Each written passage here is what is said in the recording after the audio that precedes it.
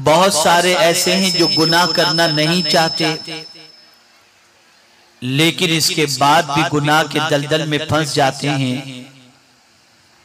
कभी माहौल इंसान को गुनाहों के दलदल में ले जाता है, कभी सहेलियां गुनाहों की दहलीज पर ले जाती हैं, और कभी मुख्तलिफ ज़राए की वजह से इंसान गुनाह के अंदर डूबता चला जाता है और गुनाह की वजह से उसके कल्ब का सुकून गारत हो जाता है। बहुत सारी बच्चियां और बहुत सारे बच्चे ये कहते हुए दिखाई देंगे, हम गुनाह करना तो नहीं चाहते लेकिन क्या करें, शैतान मिसगाइड कर देता है। हम गुनाह करना नहीं चाहते लेकिन हालात मजबूर कर देते हैं। हम गुनाह से बचना चाहते हैं लेकिन नफ्स हमें परेशान कर देता है। हम गुनाह से बचना चाहते हैं लेकिन दोस्तों की संगत हमें गुनाहों की दहलीज पर ले जाती है। और कभी ऐसा भी होता है कि तन्हाई में इंसान गुनाह के दलदल में बई तौर फंस जाता है कि न देखने वाली चीजों को भी वो अपनी आंखों से देखकर अपने जज्बात की तस्कीन का सामान हासिल करने की कोशिश करता है। जाहिर सी बात है कि एक मुसलमान जानता है कि क्या चीज गुनाह है और क्या चीज नेकी, बल्कि दुनिया का हर इंसान जानता है कि गुनाह क्या है और नेकी क्या है। यही वजह तो है कि गुनाह छुप करके करता है और नेकी बदमांगे दौल करता है। अगर गुनाह को गुनाह न जानता होता तो गुनाह छुप कर क्यों करता। और दुनिया का कोई इंसान ये नहीं चाहता कि उसका गुनाह जाहिर हो जाए, बल्कि हर इंसान ये चाहता है कि उसका गुनाह छुपा हुआ रहे और वो छुप करके ही गुनाह करना पसंद करता है। छुप करके गुनाह करना ये इस बात की अलामत है कि वो गुनाह को गुनाह समझता है और बुराई को बुराई समझता है।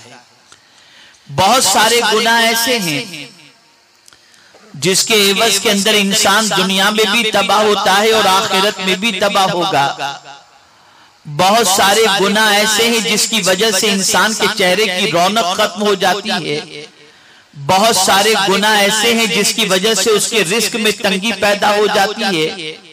बहुत सारे गुनाह ऐसे हैं जिसकी वजह से उसकी मेमोरी खत्म हो जाती है। बहुत सारे गुनाह ऐसे हैं जिसकी वजह से बीमारियां उसे लायक हो जाती हैं। बहुत सारे गुनाह ऐसे हैं जिसकी वजह से आसमान से पानी का बरसना बंद हो जाया करता है। बहुत सारे गुनाह ऐसे हैं जिसकी वजह से जमीन से अनाज निकलना बंद हो जाता है। बहुत सारे गुनाह ऐसे हैं जिसकी वजह से खुद भी इंसान तबाह होता है, घर भी तबाह होता है, रिश्तेदार भी तबाह होते हैं, कबीला भी तबाह होता है, मोहल्ला भी तबाह होता है, शहर भी तबाह होता है, और कभी मुल्क भी बाज गुनाहों की वजह से तबाही और बर्बादी के दहाने पर पहुंच जाते हैं। आज मुझे कुरान और हदीस की रोशनी में आपको बताना है कि अगर वाकई आप गुनाह से बचना चाहते हैं तो गुनाह से बचने का इलाज क्या है, कौन सी चीज इख्तियार करें जिसकी बुनियाद पर अल्लाह रब्बुल इज्जत जल्ल जलालुहु हमें गुनाह से बचा ले, हमें नाफरमानी से बचा ले, हमें बुराई से बचा ले, हमें इसियां से बचा ले, हमें इस्म से बचा ले। हमें उस तरीके को कुरान की रोशनी में तलाश करना है। जाहिर सी बात है, आज अगर मुआशरा बुराइयों की तरफ बढ़ रहा है, अगर आज मुआशरे के अंदर बुराइयां फैल रही हैं, आज नंगापन फैल रहा है, उरियानियत फैल रही है, बेहयाइयां फैल रही हैं, तो ऐसा नहीं कि माजी के अंदर ऐसा नहीं था, बल्कि माजी में भी इस तरीके की बुराइयां फैलती हुई दिखाई देती थी। लेकिन उन बुराइयों के माहौल के अंदर कुछ अल्लाह के बंदे ऐसे भी मिलेंगे, कुछ अल्लाह की बंदियां ऐसी भी मिलेंगी कि बुराइयों के हजारों माहौल के बावजूद उनकी पाक दामनी की कसम खाई जा सकती है, उनके सच्चे और अच्छे होने की कसम खाई जा सकती है, उनके नेक होने की कसम खाई जा सकती है। आइए मैं आपको बताता हूं कि गुनाह का आगाज कैसे होता है और मेरे करीम ने गुनाह से बचने का इलाज क्या अता फरमाया। कुरान मुकद्दस में रब्बे कदीर जल्ल जलालहू ने इरशाद फरमाया, व इम्मा यनज़गन्नका मिनश शैतानि नज़गुन, और ऐ सुनने वाले जब शैतान तुझे कचोके दे, जब शैतान तुझे कचोके दे, ठेस पहुंचाए, वसवसे तेरे अंदर पैदा करे। अल्लाह अकबर। मेरे प्यारे आका सल्लल्लाहु ताला अलैहि वसल्लम के प्यारे दीवानों, आप देखते होंगे कि जब आपके दिल में कभी गुनाहों का ख्याल पैदा होता होगा तो ये गुनाहों का ख्याल, ये गुनाह का वसवसा, ये गुनाह की तरफ माइल करना, ये शैतान की तरफ से होता है। और शैतान गुनाह का वसवसा दिल में पैदा करता है, शैतान गुनाह की तरफ ऑर्डर करता है, शैतान गुनाह की तरफ ले जाना चाहता है, शैतान गुनाह के रास्ते से अल्लाह से दूर कर देना चाहता है। शैतान चाहता है कि इंसान बुराइयों में मुलव्विस हो जाए, इसलिए कि सबसे बड़ा दुश्मन, और वो भी खुला हुआ दुश्मन अगर इंसान का कोई है तो मेरा रब कुरान मुकद्दस में इरशाद फरमाता है, इन्ना शैतान लिल इंसान अदुव्वुम मुबीन, कि बेशक शैतान इंसान का खुला हुआ दुश्मन है।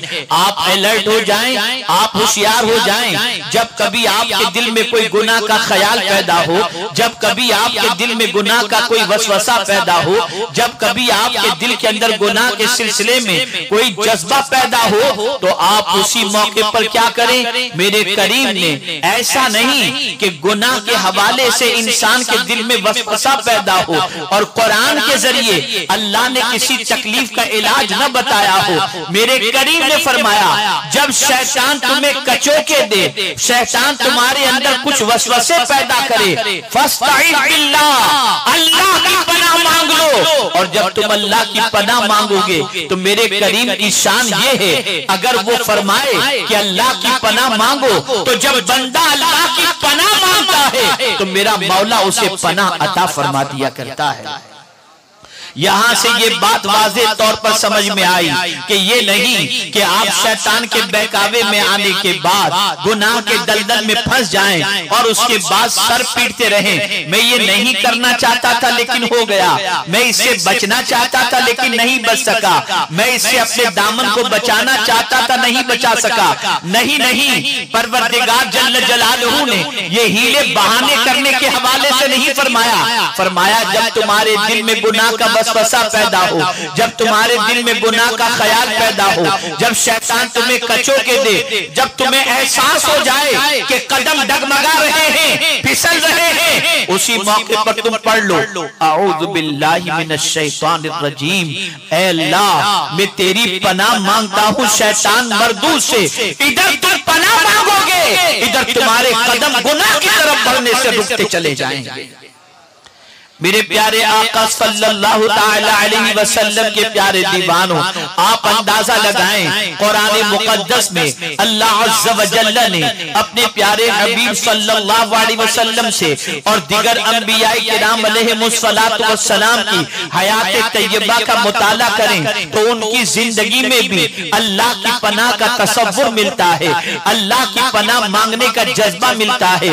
मेरे प्यारे आका सल्लल्लाहु अलैहि वसल्लम के प्यारे दीवानों, अब आप अंदाजा लगाएं, कुरान कहता है अल्लाह की पनाह मांगो, ऑर्डर दे रहा है, हुक्म दे रहा है, फस्तईज़ बिल्लाह, अल्लाह की पनाह मांगो। मेरे प्यारे आका सल्लल्लाहु ताला अलैहि वसल्लम के प्यारे दीवानों, किससे पनाह मांगो तो शैतान मरदूद से पनाह मांगो, शैतान मरजूम से पनाह मांगो, जो रांदे बारगाहे इलाही है उससे पनाह मांगो और अल्लाह की पनाह मांगो। मांगो। आइए मैं आपको बताऊं कि परवरदिगार जल्ल जलालहू ने सिर्फ इसी पर इक्तिफा नहीं फरमाया कि जब तुम्हें शैतान कचोके दे, तुम्हारे अंदर वसवसे पैदा करे, तो अल्लाह की पनाह मांगो। इंसान के जहन में ये ख्याल आ सकता है कि मैं पनाह मांगूंगा तो क्या मुझे पनाह मिलेगी या नहीं मिलेगी, मैं पनाह मांगूंगा तो मेरी पनाह की पुकार सुनी जाएगी या नहीं सुनी जाएगी। तो मेरे करीम ने फरमाया इन्नहु समीउन अलीम, बेशक वो सुनने वाला और जानने वाला है। अल्लाह अकबर, ये नहीं फरमाया इन्नहु सामे, वो सुनने वाला है, बल्कि फरमाया बेशक वो सुनने वाला है, बहुत सुनने वाला है। देखिए सामे के माने भी सुनना होता है, सुनने वाला होता है, और समी के माने भी सुनने वाला होता है। सामे और समी के अंदर बड़ा फर्क है। सामे उसको कहते हैं कि जब उसे सुनाया जाए तब वो सुने, लेकिन कभी ऐसा भी होता है कि हम सुनाना चाहते हो तब भी वो न सुन सके, ऐसे बंदे को, ऐसे को सामे कहा जाता है। मिसाल के तौर पर किसी बंदे को हम सुनाना चाहते हैं लेकिन वो सोया हुआ हो, तो अगर वो सोया है, वो नाइम है, वो सोने वाला है, हम सुनाना चाहेंगे वो सुनेगा नहीं, इसलिए कि सो रहा है। कभी कातिब होता है, वो लिखने वाला होता है, हम सुनाना चाहते हैं वो सुन नहीं पाता। कभी सुनाना चाहते हैं, वो चलने वाला होता है, वो नहीं सुन पाता। कभी दूर होता है, हम सुनाना चाहें वो सुन नहीं पाता। लेकिन अल्लाह अकबर, मेरे करीम ने फरमाया तुम्हारा रब सामे नहीं है, बल्कि तुम्हारा रब सुनने वाला है। और ये सुनने वाले का मतलब ये है कि ये समी के मानी ये होता है जब जब तुम पुकारोगे हर मौके पर तुम्हारा रब तुम्हारी पुकार को सुनने वाला है। परवरदिगार जल्ल जलालहू नींद से पाक है, जब कहीं से पुकारो वो तुम्हारी पुकार को सुनता है। वो हमेशा सुनने वाला है, एक की नहीं अनेक की सुनने वाला है, सारी कायनात की सुनने वाला है, हर एक की पुकार को सुनने वाला है। जिस जबान में पुकारो उस जबान के अंदर सुनने वाला है। दिन के उजाले में पुकारो वो सुनता है, तन्हाई में पुकारो वो सुनता है, रात को पुकारो वो सुनता है, दिन में पुकारो वो सुनता है, सोते में पुकारो वो सुनता है, नींद में पुकारो वो सुनता है। हर हाल में तुम पुकारो, तुम्हारा रब वो है जो तुम्हारी पुकार को सुनने वाला है। मेरे प्यारे आका सल्लल्लाहु ताला अलैहि वसल्लम के प्यारे दीवानों, तुम कहीं से भी पुकारो, तुम्हारा रब तुम्हारी पुकार को सुनने वाला है। अब अगर कहीं तुम गुनाह में घिर गए, कहीं ऐसा मामला तुम्हारे साथ दरपेश आया कि तुम्हें गुनाह के लिए मजबूर किया जा रहा है, उस मौके पर तुम तन्हा हो, उस मौके पर कोई दूसरा वहां पर नहीं है और तुम्हें गुनाह के दलदल में डूब जाने का खदशा लाहिक है, ऐसे मौके पर तुम कहो आऊज़ु बिल्लाहि मिनश शैतानिर रजीम। जैसे ही तुम कहोगे गैब से मदद आ जाएगी और मेरा मौला तुम्हारे लिए गुनाह से बचने का एहतमाम फरमा देगा और तुम्हारे कदम गुनाहों के दलदल में फंस जाने से बचते हुए दिखाई देंगे। आइए मैं आपको बताऊं, एक नेक बंदी थी, एक बड़ी बरगुज़ीदा बंदी थी, एक निहायत इबादत गुजार बंदी थी, एक अल्लाह की बरगुज़ीदा बंदी सालिहा बंदी थी। जानते हैं आप, एक शख्स की नीयत उनके ऊपर खराब हुई, जैसे तैसे करके उन्हें अपने कब्जे में करने की कोशिश की और उन्हें पा लिया और पा लेने के बाद अपने महल में लेकर के आया। जब महल में लेकर के आया तो आने के बाद उसने दरवाजे सारे बंद करने शुरू कर दिए। उस औरत को महसूस हुआ कि अब मेरे लिए बचने की कोई सूरत नहीं है, अब बचने के मेरे लिए कोई राह नहीं है। अल्लाह अकबर। उसने जब हर तरफ से देखा कि अब मेरी आबरू का तहफ्फुज नामुमकिन सा नजर आ रहा है और मेरी आबरू का बचना बहुत मुश्किल है और हो सकता है मेरी आबरू तार तार हो जाए, मेरी इज्जत बर्बाद हो जाए, मेरी इज्जत खाक में मिल जाए। उसी मौके पर ख्याल आया कि यहाँ इस घर के अंदर एक टेरेस है, इस घर के अंदर एक छत है। उसने फौरन उस शख्स से कहा मैं थोड़ी देर के लिए छत पे जाना चाहती हूँ जहाँ पर बैतुल खला है ताकि मैं फारिग होकर के आ जाऊं। उस शख्स ने सोचा महल की छत पर जाने के बाद ये औरत भाग तो नहीं सकती। अल्लाह अकबर, वो छत पर चढ़ी और छत पर चढ़ने के बाद उसने इरादा किया अब एक ही सूरत है कि मैं छत से छलांग लगाकर नीचे आ जाऊं ताकि जान चली जाए, ये तो गवारा है लेकिन इज्जत और आबरू न जानी चाहिए। अल्लाह अकबर, ख्याल आया मेरे शेख मेरे मुर्शिद हजरत नक्शबंद रहमतुल्लाह ताला अलैह, उनको मैं क्यों न पुकारूं। छत से छलांग लगाती है और छलांग लगाते वक्त आवाज लगाती है मेरे शेख अल्लाह के लिए मेरी मदद फरमाएं।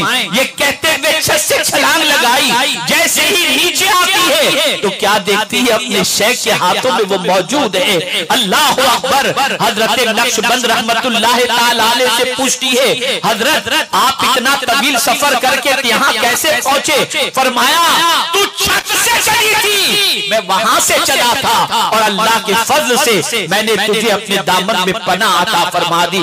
पता ये चला जब कोई औरत गुनाह से बचना चाहती है तो अल्लाह अज़्ज़ व जल उसे गुनाह से बचने का एहतमाम फरमा देता है, उसे गुनाह से बचा लेता है। अल्लाह की पनाह में आ जाओ तुम्हें गुनाह से अमान मिल जाएगी। याद रखो गुनाह के दलदल में फंसने से दुनिया भी बर्बाद होती है और आखिरत भी बर्बाद होती है। दुनिया का कोई शख्स ऐसा नहीं जो गुनाह और बदकिरदारी की सजा को बर्दाश्त करने की ताकत रखता हो।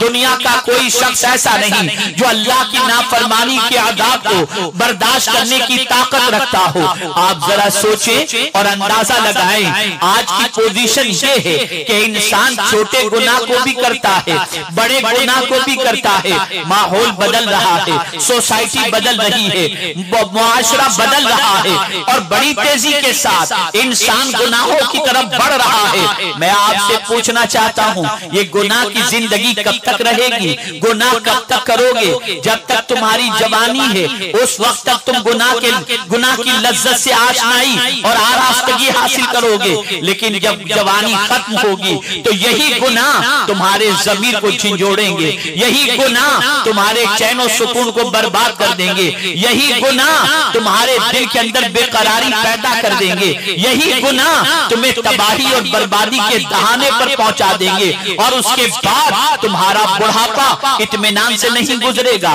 तुम्हारा बुढ़ापा सुकून से नहीं गुजरेगा, तुम्हारा बुढ़ापा चैन से नहीं गुजरेगा।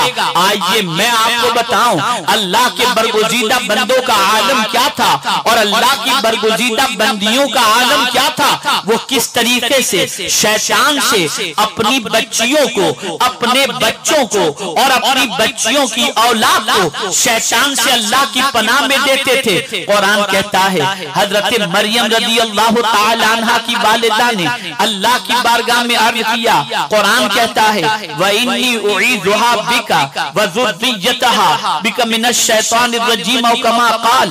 अल्लाहु अकबर, उन्होंने अल्लाह की बारगाह में दुआ की, ए अल्लाह उसको तेरी पनाह में देती हूँ, यानी हजरत मरियम को और उसकी औलाद को तेरी पनाह में देती हूँ शैतान मरदूद से। अल्लाह अल्लाह, अल्लाह की बरगुज़ीदा बंदियां भी अपनी बेटियों को अल्लाह की पनाह में दे दिया करती। अल्लाह की पनाह में देने के बाद उन्हें इत्मीनान हो जाता कि शैतान की शरारत से अल्लाह उनकी हिफाजत फरमाएगा, शैतान के मकरो फरेब से अल्लाह उनकी हिफाजत फरमाएगा। ये बात अच्छी तरह से ज़हन में रखें, बड़ा फर्क है शैतान से बचने वाले अल्लाह के बरगुज़ीदा बंदों के अंदर और शैतान के भाइयों के अंदर। आइए मैं आपको बताऊं, कुरान ने एक तबके का जिक्र किया और बड़ा प्यारा जिक्र किया है। अल्लाह अल्लाह, आज तो वसवसा पैदा होता है तो तबीयत गुनाह की तरफ माइल हो जाती है, आज तो ख्याल पैदा होता है तो लज्जत हासिल हो जाती है और इंसान गुनाह की तरफ बढ़ता है। लेकिन कुरान कहता है ऐसे बंदे इन्नल्लज़ीना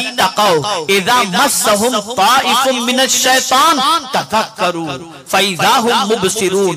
बेशक वो लोग जो अल्लाह से डरने वाले हैं, अल्लाह अल्लाह, जब जब उनको कोई शैतानी वसवसा, जब उनको कचोखे लेता है, जब कोई शैतानी वसवसा चक्कर लगाने लगता है, यानी कभी ऐसा होता है जो अल्लाह से डरने वाले बंदे हैं, उन अल्लाह से डरने वाले बंदों के दिल में कभी कोई शैतानी वसवसा जैसे ही आता है तो ऐसा नहीं कि उस वसवसे की तरफ भागते हैं। कुरान कहता है तज़क्करू, वो अलर्ट हो जाते हैं, होश में आ जाते हैं, होशियार हो जाते हैं, उनकी आंखें फौरन खुल जाती हैं कि ये शैतान वरगला रहा है, ये शैतान तबाह करने जा रहा है, ये शैतान मिसगाइड करने जाता है, शैतान तबाही के दहाने पर ले जाना चाहता है। तो वो अल्लाह के बरगुज़ीदा बंदे उसी वक्त पढ़ लेते हैं अऊज़ु बिल्लाहि मिनश शैतानिर रजीम, तो मेरा मौला उन्हें अपनी पनाह के अंदर जगह अता फरमा दिया करता है।